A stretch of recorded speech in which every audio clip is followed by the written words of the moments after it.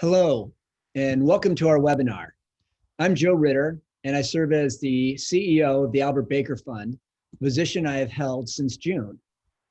Named after Mrs. Eddy's older brother, Albert, the Albert Baker Fund's mission is to serve the cause of Christian Science and humanity by providing resources for the education and development of Christian scientists.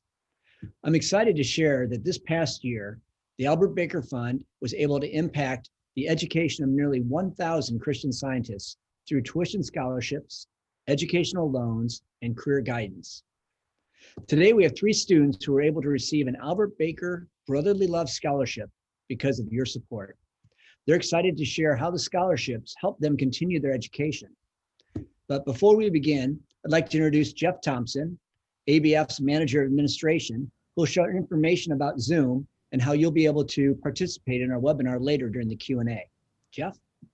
Thanks, Joe. Hi, my name is Jeff Thompson, and today we look forward to having you participate in this webinar by submitting any questions you may have during the Q&A session of this webinar. We will be taking your questions, and Joe will be facilitating those to the students.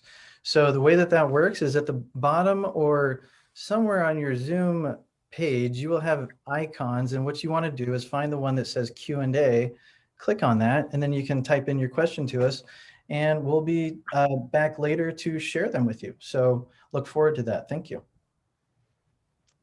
Thanks, Jeff. This year, the Albert Baker Fund had the unique opportunity to help students impacted during these unprecedented times and world events. We're extremely grateful for the support that you were able to give to us so that we could help meet these needs together. And because of this generous support, we were able to make additional scholarships to nearly 70 students so that they could continue their education this fall. And I'm pleased that 3 of our Brotherly Love Scholarship recipients are here today to share their stories. So joining us today, we have Josh Aliman, a senior at Principia College in Illinois. How you doing? Brittany Barthelmess, a junior at Maryville College in Tennessee. Hi. And Zach Schuler, a sophomore at Bemidji State University in Minnesota. Hi. Also joining us today are 2 additional members of our staff. Janie Shaw serves as ABF's Chief Development Officer. Janie will be joining us at the end of the webinar to share the impact of your gifts. See you soon. We also have Jill Stucker, and Jill serves as ABF's Chief Programs Officer. She manages our grant and loans programs and works closely with each student.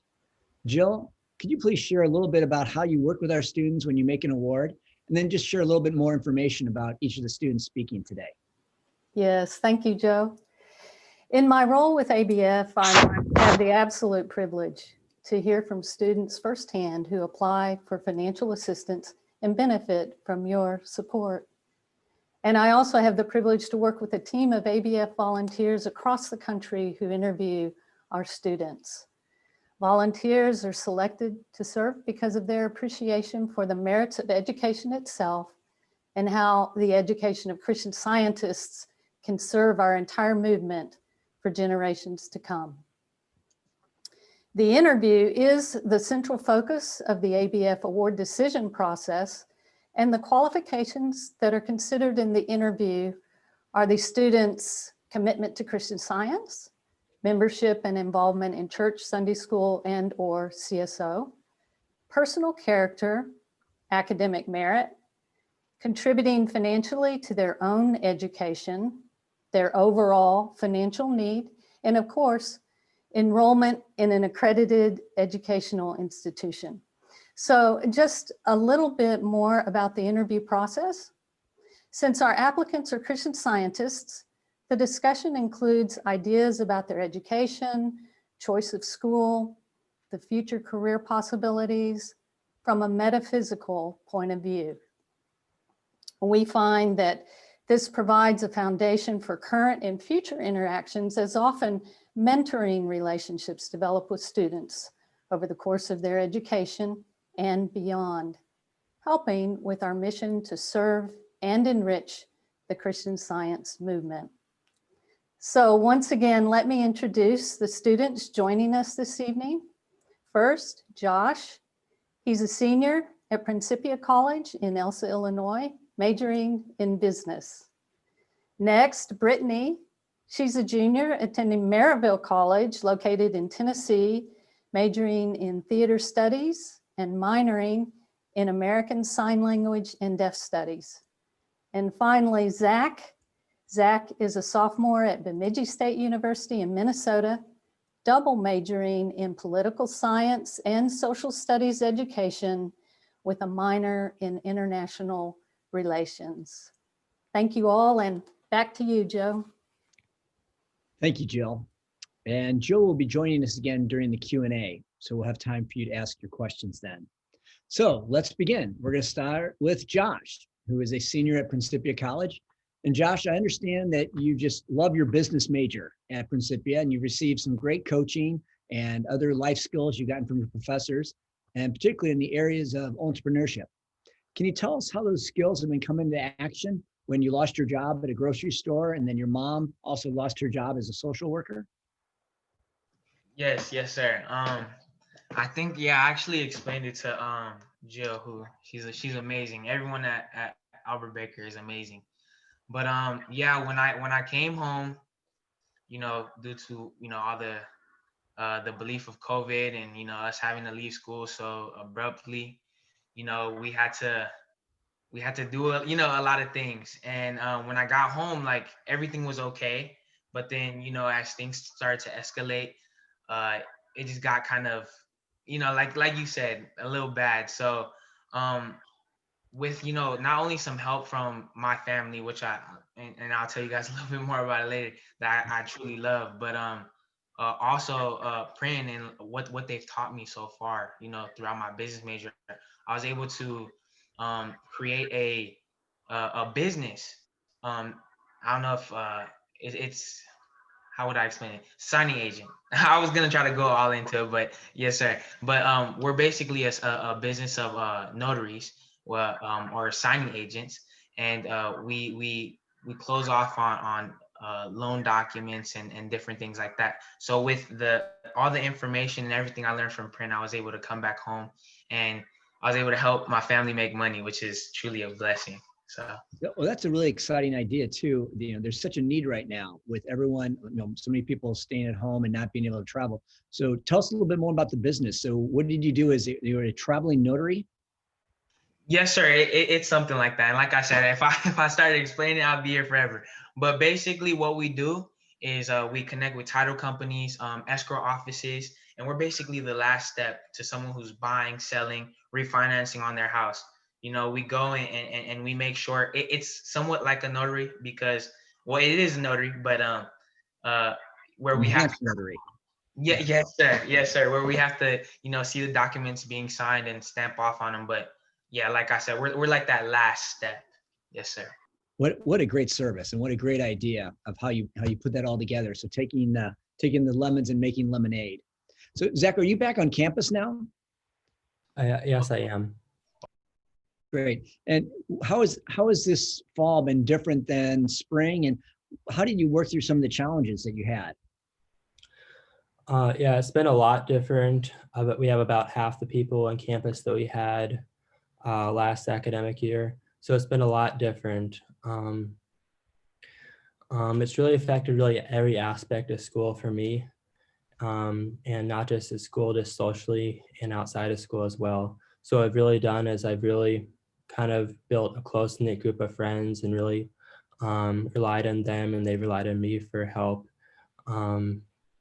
Outside of that, I've just been doing everything I can through Student Senate, especially to help bring everyone together at my university to try to work through this pandemic together and do everything we can just to improve the quality of life on campus. Oh, thanks, Zach. Josh, are you on campus now? No, sir. No, sir. So how's the spring and fall been for you? What are some of the challenges you've had to think about? Oh, I feel like I really didn't realize how, being on campus and just kind of being submerged in the college experience really helped. Because, now I have to work, I'm so blessed to be around my family, but I'm the oldest of 6, so it's a lot of kids A running lot of around. blessings there. Yes, sir. Yes, sir. So yeah, it's definitely changed, but like I said, without ABF, you guys have definitely made it better. Great. Brittany, are you on campus now? My school is on campus right now. It's definitely different than last year, though. There's a lot of, they're trying to do as many in-person classes as they can, but a lot of them are hybrid. Some of them you just sort of stay in your dorm room and do it online. So there's very much a spectrum with the classes that you take, but we are on campus, yeah. Okay, so summarizing, Josh, you're not on campus, but Principia does have on-campus classes.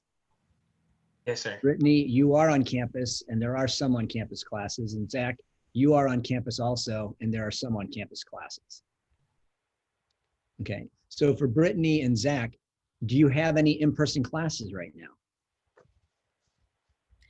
I have a lot of hybrid classes. So, you know how usually you would have class like 3 times a week or twice a week, depending on Mhm. which day. So they would usually have one of those classes be in person and then the other one on Zoom. So that's what a hybrid means. So in a way, I have that, those are half in person. And then I have one class that is completely in person, which is my favorite class because I love being around people. And it's my theater production class where we are learning about, you know, tech stuff, building things, lights, sounds, all that other technical side of theater. Great. Zach, how about you? Do you have any Uh, in-person classes? All my classes are online. However, I'm really fortunate that I've been able to stay on campus, and I've been really fortunate that I can still work on campus. So I at least have some of my uh, that still have some of that in-person experience. Great. So I'm going to ask this next question to each of you in turn. So we'll start with Josh. How did you find out about the Brotherly Love Scholarship? And then what impact did it have on you for this fall semester? Yes, sir. I actually believe I was talking to uh Miss Stucker, Jill. Jill? Yeah. Huh?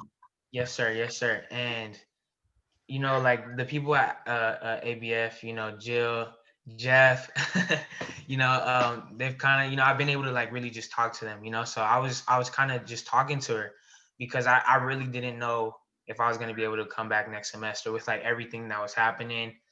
And I was just kind of talking to her, and I was like, just seeing if there was any way where like, ABF would be able to help me. It was something small, but just something that would help, just help me with the next semester, with everything that was going on in the situation at the time. And yeah, Jill, she right when I said that, she was like, Josh, let me tell you something. She kind of just explained it all to me, and I'm in college now. That's exciting, Josh. And as many people know, traditionally the Albert Baker Fund has been a gap funder, and so we provide the last amount of funds that students need through their grants or loans to get to college. So if they need $3,000 to $5,000, we're that gap funder that allows students to be able to say yes and attend college or university. And what we've seen now is with the current pandemic and world situation, many of our students, many of the world has been so strongly impacted. They're saying 60% of adults with children have been negatively impacted through loss of job or other situations. So we're really excited that we've been able to help meet that need with your support. Zach, I'm going to save you for last because I actually know your story. So Brittany, why don't you tell us how you heard about the Brotherly Love Scholarship and the impact it had on you? Well, for me, I was just doing the regular, I always apply for the Albert Baker Fund, just the regular, college scholarship. And in my interview, I was just talking about my situation with, because of the pandemic, my dad, unfortunately, he was working as the director of facilities management at a local private school, and they couldn't afford to pay his salary anymore. So he got laid off, and that was a big blow to the way I was going to pay for college. And so I was like, okay, I'm just gonna, pray about it, keep going, keep doing what I normally do, apply for Albert Baker, look for other options. And it was actually crazy because that day I had been praying and looking at my spreadsheet, trying to figure out how I was going to find this extra money to pay for school. And Jill called me. She called me and she said, I was just looking at your application and your interview, and did you know about this Brotherly Love Scholarship? And I was like, no.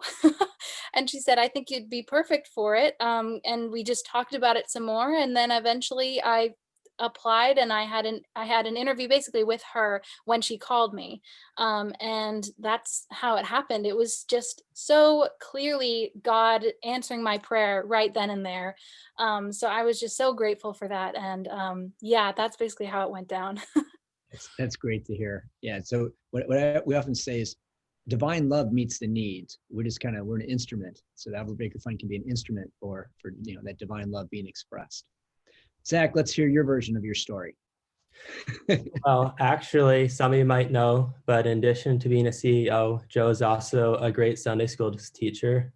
And I actually used to have Sunday school class with Joe as my teacher and his daughters, Susie and Becky, in my Sunday school class. So I kind of found out about ABF through that.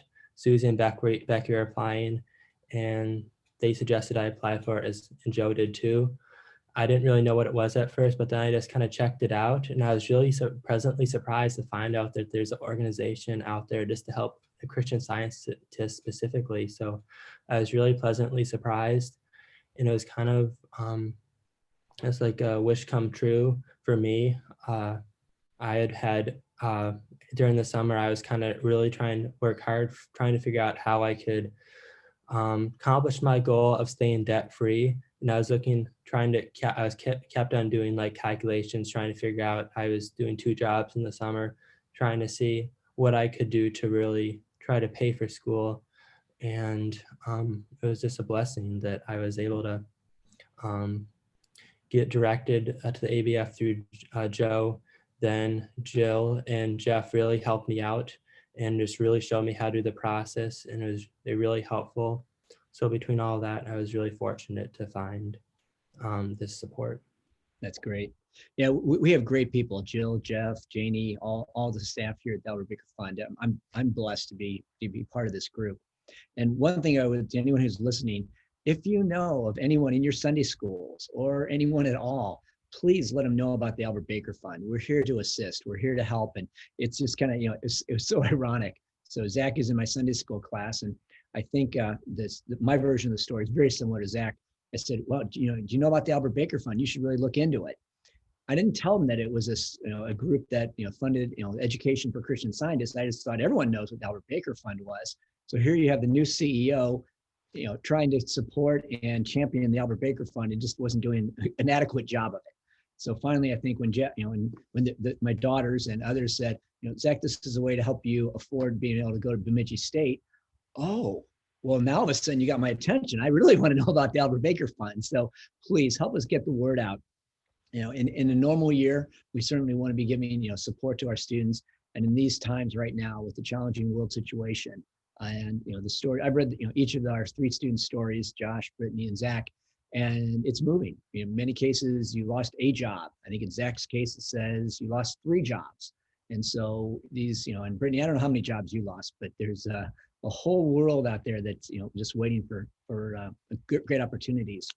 And to turn to another topic is future plans. And so if we start with Josh, you're a senior. And so, fall of your senior year. So you're graduating in May. You must have some great ideas ahead. Tell us what you're thinking. What do the plans look like for Josh? Yes, sir. So I actually started I was able to do a class this year. It was an incubator class where you basically, yes, sir. Where you basically develop your own business. So I'm working with Peter Tosto, if anybody knows him, awesome guy. He's basically helping me develop my business, like from the ground up. Like I thought I was doing a good job, but when he came in, I knew I wasn't, So he's really helping me develop my business. So that's definitely something that I want to pursue after college. But I'm also applying for many scholarships right now too. This is awesome, actually, that I wanted to say. Through PRIN, they've allotted us I don't know how you would say it. I don't know if it's application. It's this thing called Handshake, where it you know how do you say it connects us directly to the person that wants to give a student right out of college an internship, rather than us having to look online and stuff like that. So I've actually applied for internships to MasterCard, JP Morgan, and right now those are my only ones. But yeah, yes sir, that's what kind of the And I plans like for. how when you talk about a handshake, both Brittany and Zach are nodding their heads like, yeah, we know about this. So that's great. Brittany, what are your plans? What do you think about doing? Part of it, I know the answer to some of these questions, and I think they're fascinating. They're great answers, but please share what you're thinking about as you move through the rest of your education and beyond. Well, I still have, oh my goodness, it's another year. Wow, that's way shorter than I thought. But It I am sneaks up on planning you, doesn't to, it? yeah, time really flies. But I'm planning to graduate December of 2021, so a semester earlier than I normally would.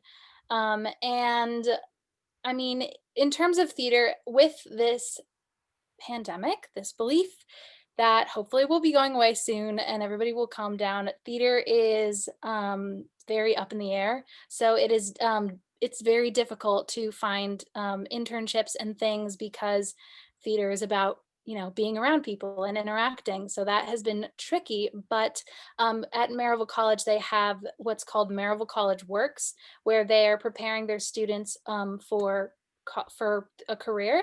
And it's basically meeting people, going to college fairs, careers fairs. My advisor, who is the head of the theater department at Maryville College, is specifically trying to help me find internships in theater. I'm part of APO, which is Alpha Psi Omega, which is a theater honors society in Maryville College, and we are planning to be a part of SETC, which is a big theater conference where they have workshops. They'll help you with your audition reels, your audition tapes. And that's in March, and it's all virtual now. So we don't have to buy a plane ticket to go, which is kind of nice, actually. Conferences are cheap. Yeah, it'll be cheaper. And that's going to help me prepare. I'm hoping to go to LA. My boyfriend and I are planning to get married after college and move to LA. And so we are trying to figure out our lives there. Plus, I have family in LA, and I just really want to learn about theater, film, everything that I can learn as much as I can out in California, and just see where my career takes me. Audition for everything, learn from people, be a PA, just sort of learning and getting experiences through internships and after college. There's a question that just popped up, Brittany, along that lines. How are you planning to use your American Sign Language skills after you graduate? Well, so I was thinking maybe I would be an interpreter, but now I don't think that's where I want to go. I'd rather work to bring awareness more to the deaf community. Maybe work with Deaf West, which actually they're like 30 minutes outside of Los Angeles. And so that'll be really great when I go there. Deaf West, if you've seen them, they did Spring Awakening at the Tonys a couple of years ago, which is just wonderful production where they incorporate deaf and hearing actors. And so it's all about inclusivity. It's all about access to information. So I'd love to use my sign language skills just to advocate, to be an ally, to help those who don't understand how to, be around a deaf person, to help them, to just include them. I think that showing the world, like, a lot of people think that they're different, or they're not able because of that, but just standing with them, helping them, I really want to incorporate that into my work in theater, whether that's having deaf actors or deaf directors, and just working with them. And yeah, I really hope my sign language skills improve also through learning, doing that. I mean, I'm learning it now, but when you're in real life, it can be very different. Yeah, that's great.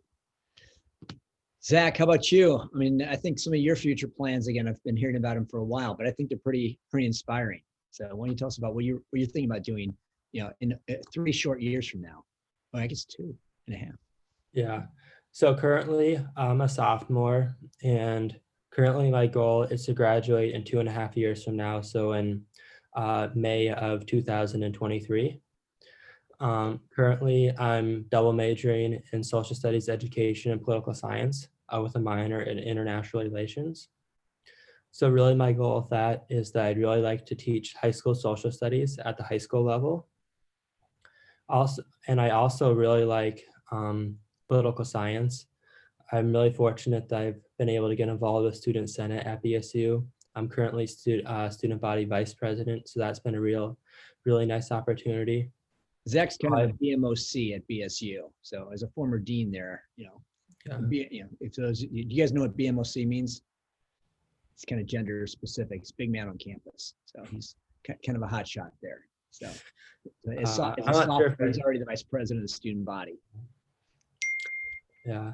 So with that, it's been a really good, I really enjoyed serving that role, and I've really learned a lot from it. And that's really helped guide me. Originally, my plan was to major in history rather than political science as my second major.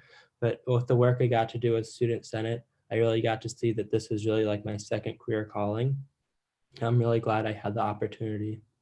So looking at the long term, I think that I'd like to major, get a master's in political science and/or education administration. My goal is that I'd like to teach upper level classes at the high school level, like AP classes. And in the long term, be an education administrator. With my work with Student Senate, I've really seen the role administrators can play, and I'd really like to be there for students and really try to improve students' lives. That's outstanding. How about coaching? You said somewhere at one point you're thinking about coaching too? Yeah. I also would really like to coach. Something I kind of discovered later when I was in high school is that I really like to run, and that was something I really enjoyed doing.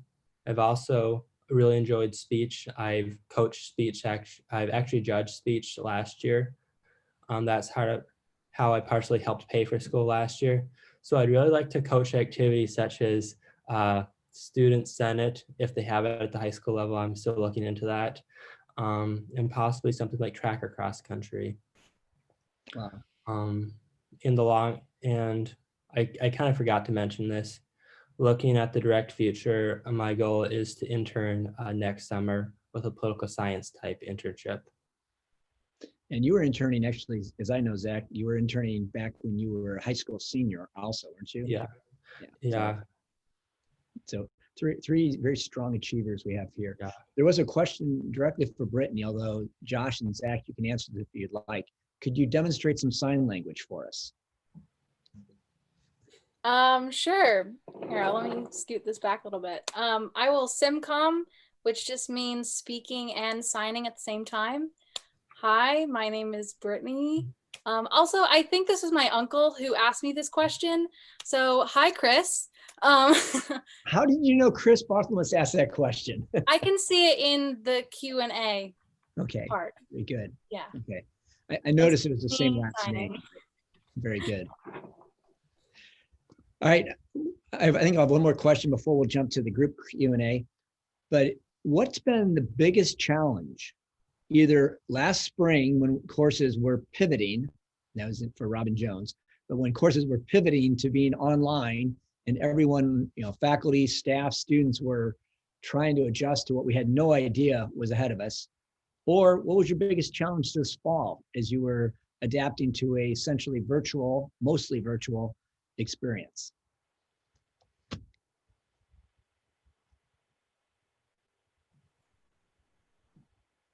I can go first if you'd like. Sure, thanks, Zach. So I think for me, my work with Student Senate's probably been the most difficult. I've really been in a rebuilding year of Student Senate. We started out in the fall with 6 returning people, including myself. And over the next month, we were able to recruit 25 people. So we were really fortunate to be able to do that.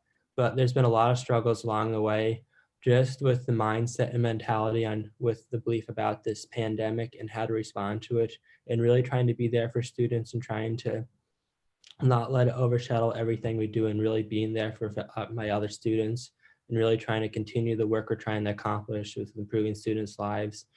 So this really, what the work we're doing has just been a little bit harder with the pandemic. Okay, thanks. For me, it's been very different because of theater.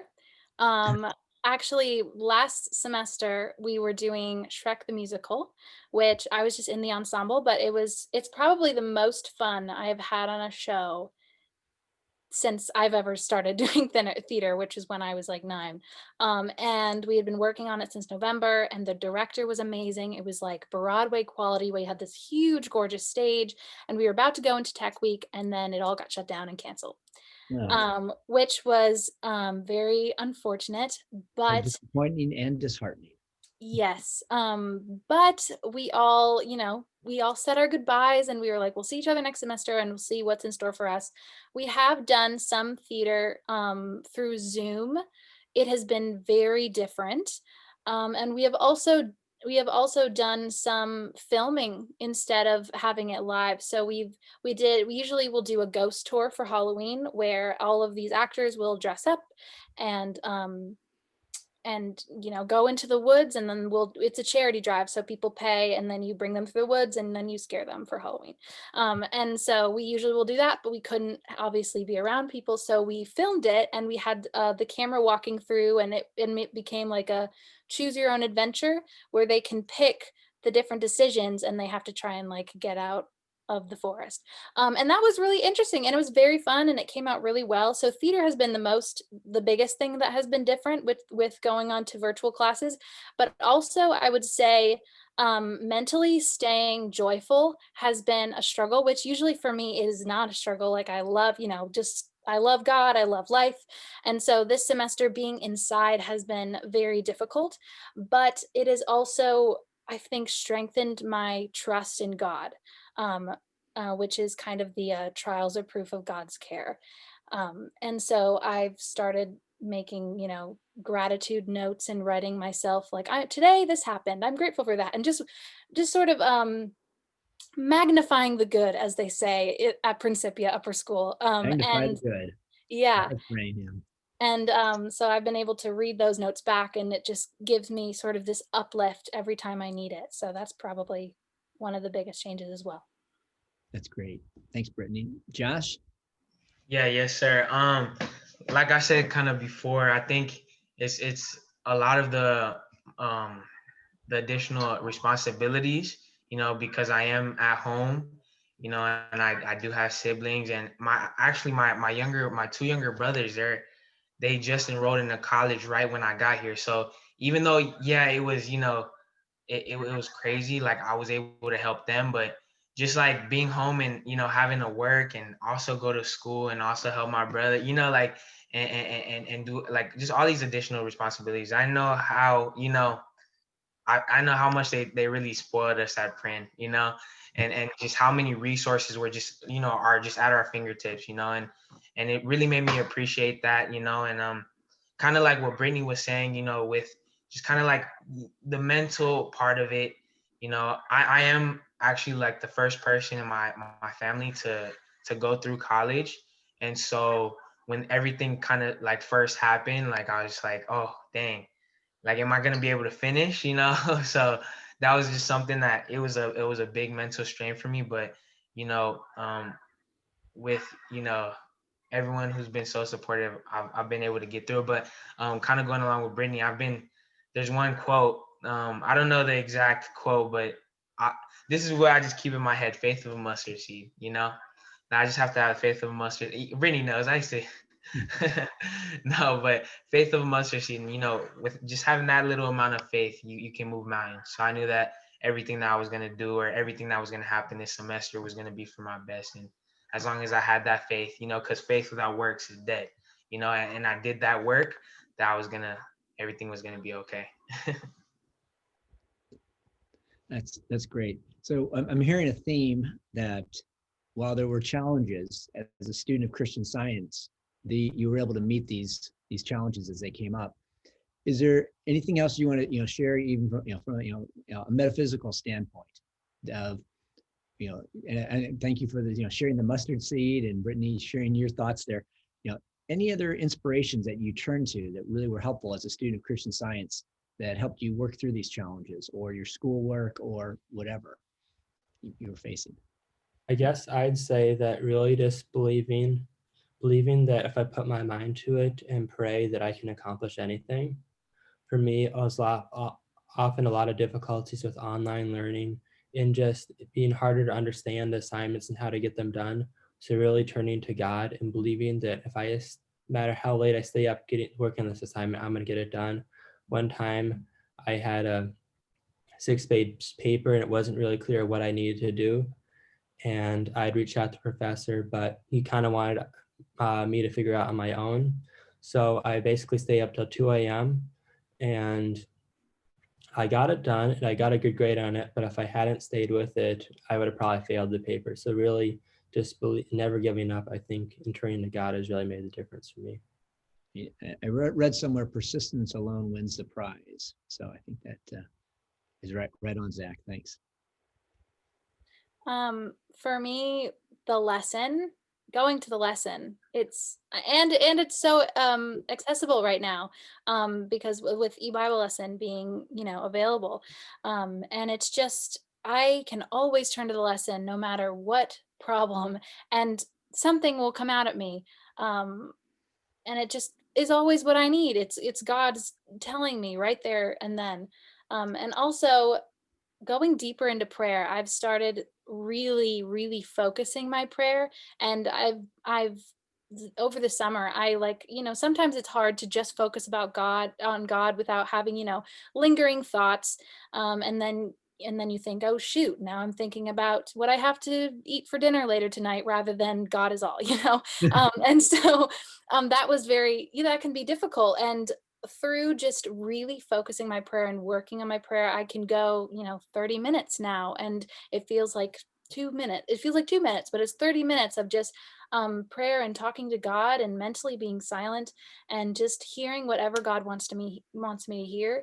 Metaphysically, like inspirations that I've had is just realizing that everything is exactly the way it needs to be. No matter what, no matter how you feel about it or what happens, everything exactly the way to be is, you can't take a number out of the number system because then math wouldn't work. Everything is in exactly its right place. It's exactly what's needing to happen at that moment, and it's all good. And any illusion that tries to tell you differently is not worth your time.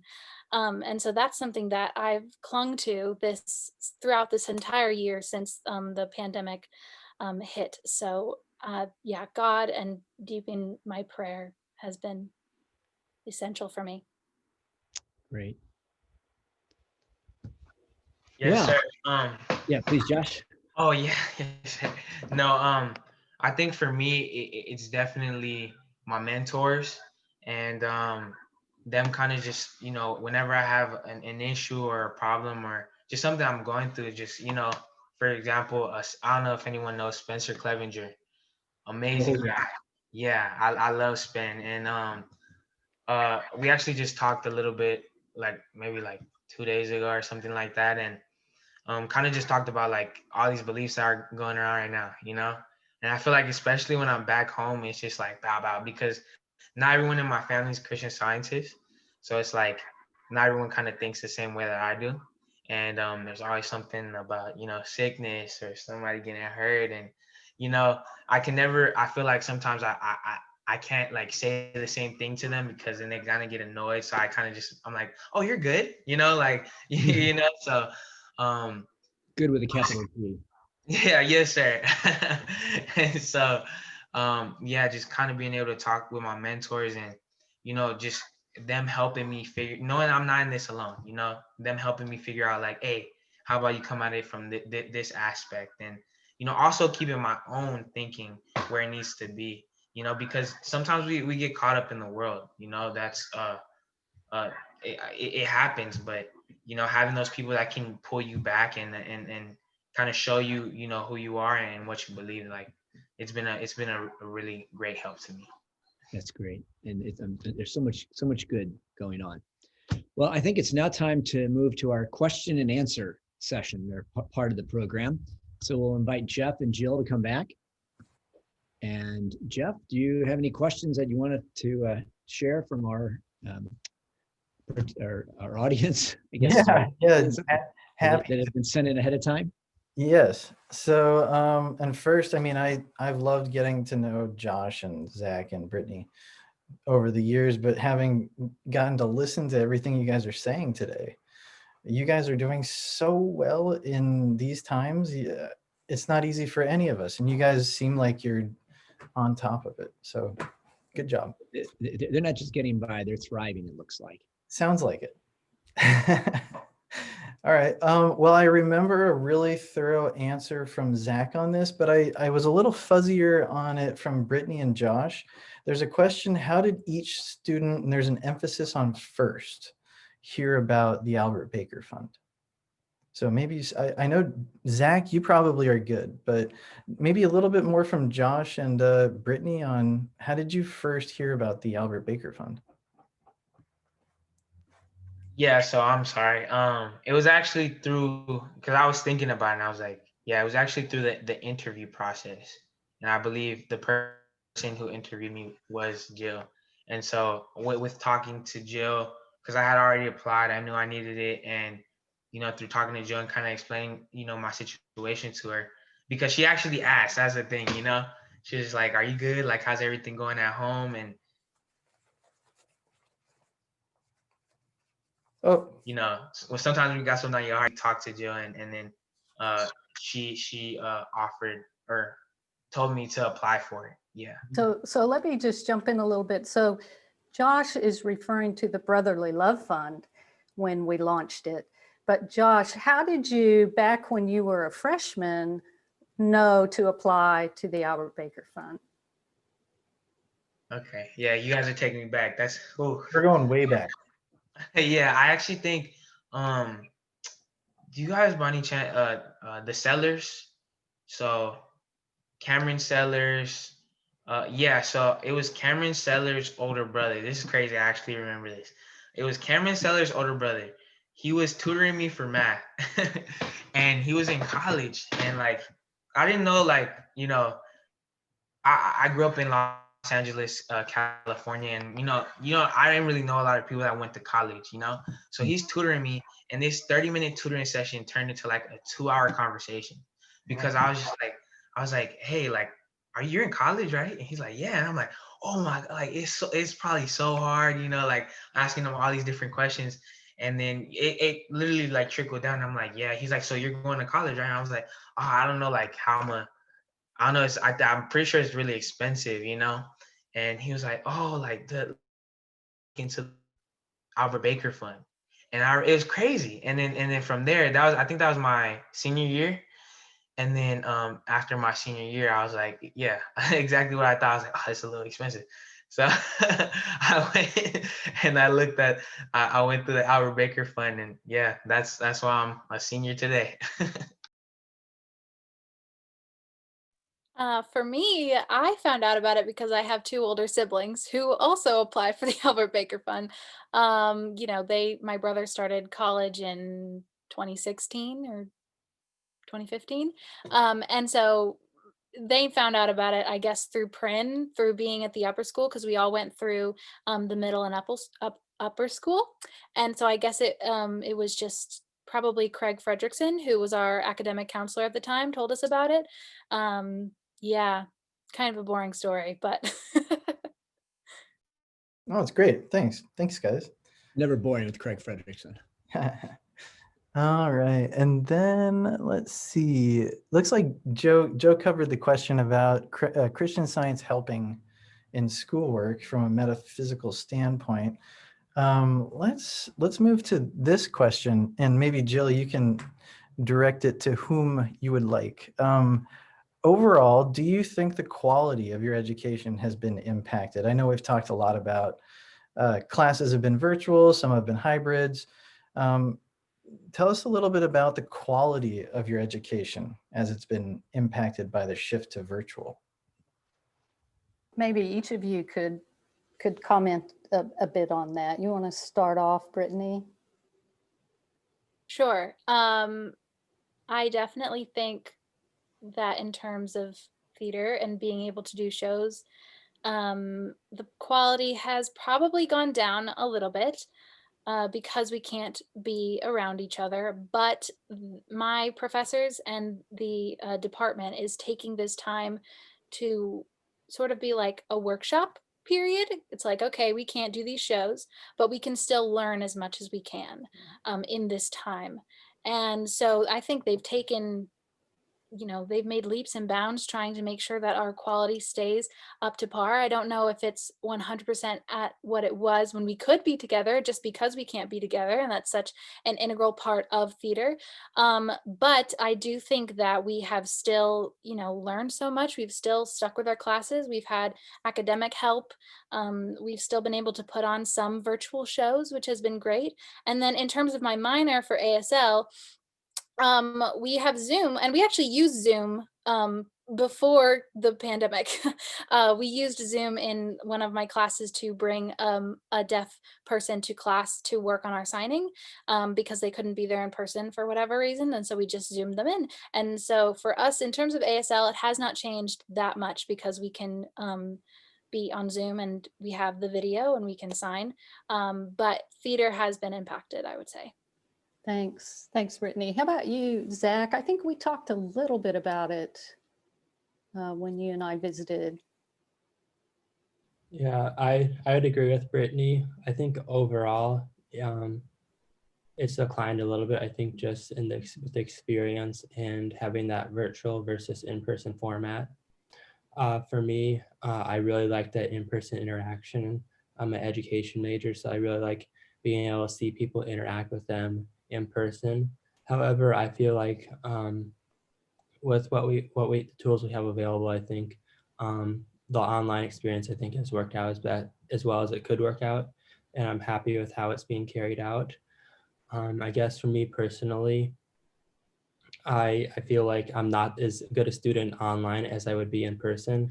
I like being able to go in the classroom, see the teacher, hear the teacher talk about what's due, see the assignments and all that, versus really doing everything virtually. I guess it's just not the same, and not being able to like take the tests on class, not having to worry about if I'm gonna lose Wi-Fi while I'm taking my final. So I guess for me, I think we kind of everyone's adapted to online format, but at the end of the day, I think all of us would prefer in person, but we've made do with the online learning environment. Thanks, Zach. And Josh, you're nodding your head a lot there in agreement. Yes, ma'am. And just to clarify, it's like the value of the class is correct. You guys cut out a little bit. Oh, yes, ma'am. Okay, perfect. Yeah, so yeah, the value of the classes and how I learn, just kind of like how Zach was saying, is very in person. Like I love to interact with people. I love to talk to people. I love to annoy my teachers, because I'm definitely in one of their offices every single day. Yeah, this year it just feels like it's really hard to, not be a good student. Of course, I'm gonna complete all my work, but just really put in the same amount of like effort, or not the effort. It's me kind of giving the motivation to put in the same effort, knowing that I'm not gonna be able to hand it in tomorrow, or that I'm not gonna be able to ask her or ask them, hey, can I get help with this problem?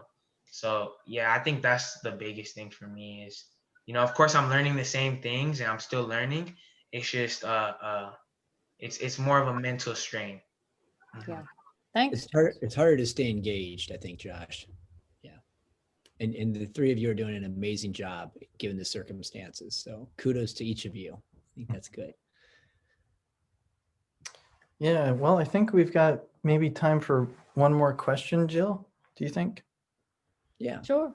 Okay, so have you been able to get the courses you need to keep you on track for graduation? I thought that was an interesting question. Oh, yeah. Zach? For me, it's a little bit trickier. I'm trying to get 150 credits by the time I graduate. So that's going to be a little bit challenging. I'm always calculating how I can get my courses done and I have some really nice professors. So I'm currently in the process of applying to the education program. So currently for this next semester, I'm gonna be able to just barely take the courses I need. However, if I get into the education next program, that will really help because it'll help me expedite the process a little bit. I also a little bit smaller university, so there's not as many options for courses.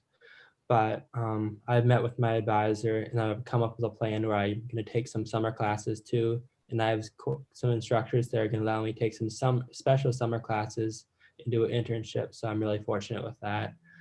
So currently I'm on track to get my goal of 2 majors in 4 years. Thank you. Anybody else want to comment? Yeah, yes, ma'am. So yeah, for me being at home, there are some classes that I wanted to take and needed to take this semester that weren't offered remote.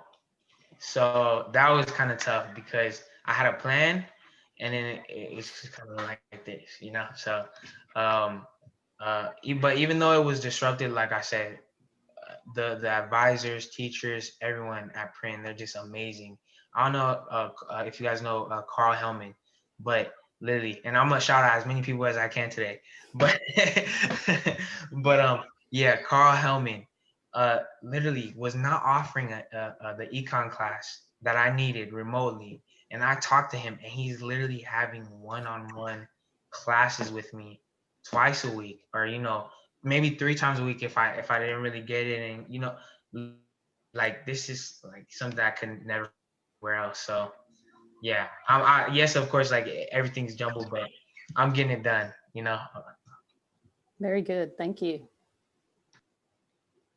For me, because I'm on campus, I've been able to go to any in-person, any hybrid, and any virtual classes. So I've been able to do all of my classes, although some of them, we have adjunct professors, which is great because they're sort of working out in the real world and they can bring in their real world knowledge.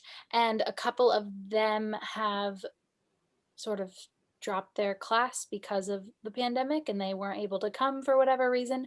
And so a couple of the theater electives that I wanted to take are not being offered, but I can always just replace that with another theater elective that's offered virtually. So it has changed a little bit, but for me, in terms of staying on track with being able to graduate, has been totally fine. Wonderful.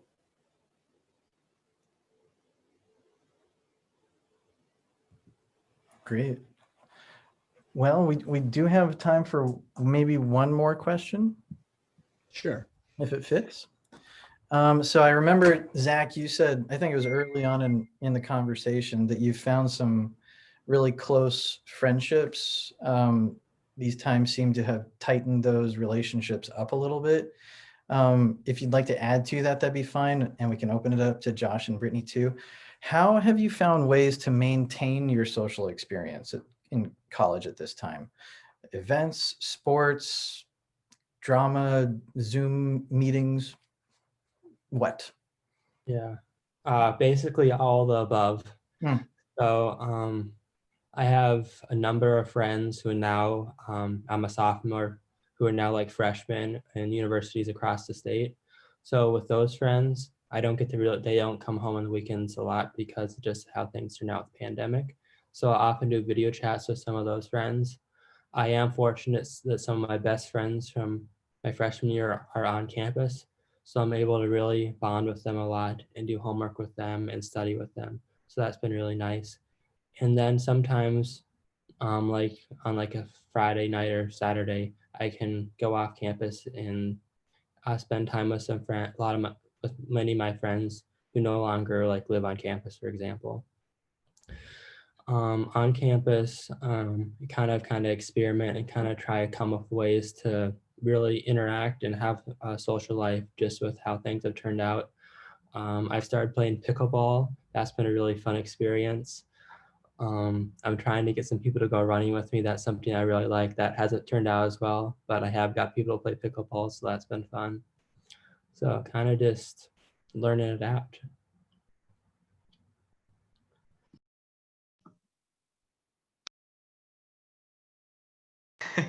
Okay, my bad, Brittany.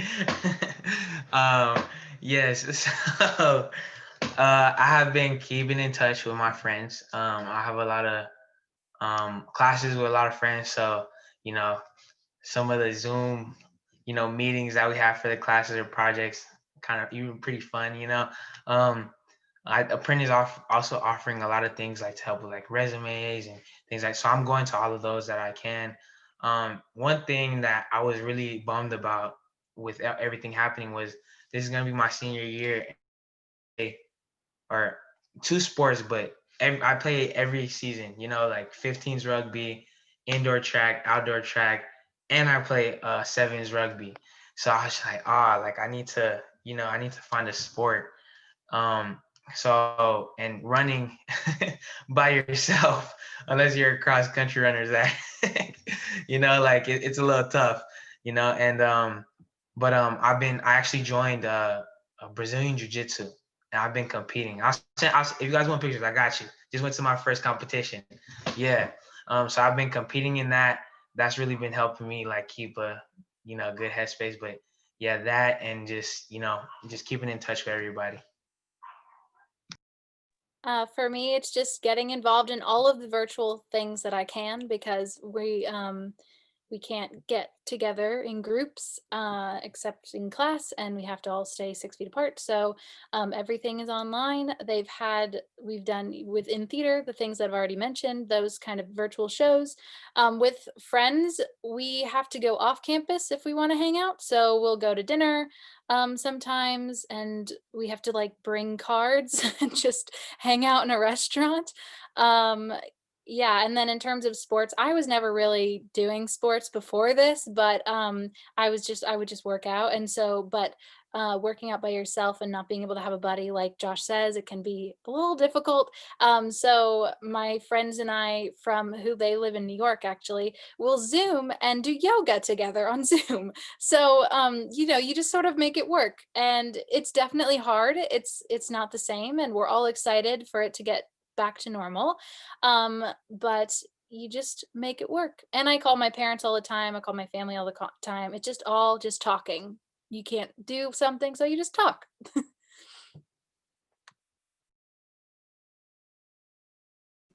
Nice. Thank you, guys. Is that it for Q&A, Jeff? Yes, I believe that wraps up our Q&A portion of this webinar. So I think we turn it back to you, Joe. All right, thank you. And those of you, I don't know if everyone can see Joyce Hawes' comment, but she is, her husband, Joseph Hurd, was the one who had the idea for the Albert Baker Fund back in 1966. And she said how happy she was to be able to see these students, and how happy and excited he would be to hear these stories, and just, following through from the vision that he had. So that's great. So Josh, Brittany, Zach, thank you so much for joining us today. We're going to have a few final comments and wrap up. But one thing we'd like to do in the future is have more of these similar webinars, so we can showcase some of our outstanding students. And hopefully you'll agree that we had a great group today. At the end of the webinar, you will be receiving a survey to help us guide future programming and give us feedback on the effectiveness of what we accomplished today, as well as where we might move forward in the future. And we also want to showcase our students, and Brittany's still here so you can see the likeness. So our first postcard that we sent out showcasing, and I want to thank Brittany for allowing us to share her story on the postcard as well as today. And so this is the one thing. And actually, Brittany, I'm going to take a little extra time here. The story I was told, if you had $1 million, to quote a song, what would you do with that? Well, I would do a lot of things. I would pay off loans. I would, maybe buy a house. But one of the things that I definitely would do is give back to the Albert Baker Fund. And my friend was asking me, what would you do with $1 million? And I would say I would give back to any and all scholarships who have ever given me money, because it has just helped me so much. And yeah, I would give back. So that touched me right here. That was wonderful. So if I had $1 million, I would give to the Albert Baker Fund. So thank you for that. So once again, we're going to now have Janie Shaw, our Chief Development Officer, join us. Janie? Yes, hello. Thank you, Joe. We are very excited to share with you that in a few weeks, as part of our year-end appeal, you will be receiving our 2020 Impact Report, which shares how your gifts support the education of students like Josh, Brittany, and Zach. We hope you enjoy it, and the report is also posted on our website. And if you're interested in exploring ideas on how you can help students, I'd love to hear from you. ABF offers a wide range of opportunities to help students, including named scholarships. And you can find my contact information on our website. So thank you again so much for the many ways that you support our students. Thanks, Janie. And thank you all for joining us today. I hope this gives you either insight or further insight into the vision of the Albert Baker Fund, which is to realize the unlimited possibilities that emerge when Christian scientists journey together. And you can see we have some very active, dynamic, wonderful young Christian scientists who are taking advantage of the wonderful benefits coming through the Albert Baker Fund through the Brotherly Love Grant. So the gratitude of our students, and I use the word our to include all of us, but the gratitude of our students, I think, is evident. And their college experiences were impacted significantly this past spring and fall, and they've adapted and adjusted and used their Christian Science quite well to handle them. So the Brotherly Love grants that you all have supported helped us to do this work. We hope that we get to continue journeying together, and we'll have additional programs like this in the future. It's a blessing to be here. It's a blessing to be part of the Albert Baker Fund, and I love you all. Bye.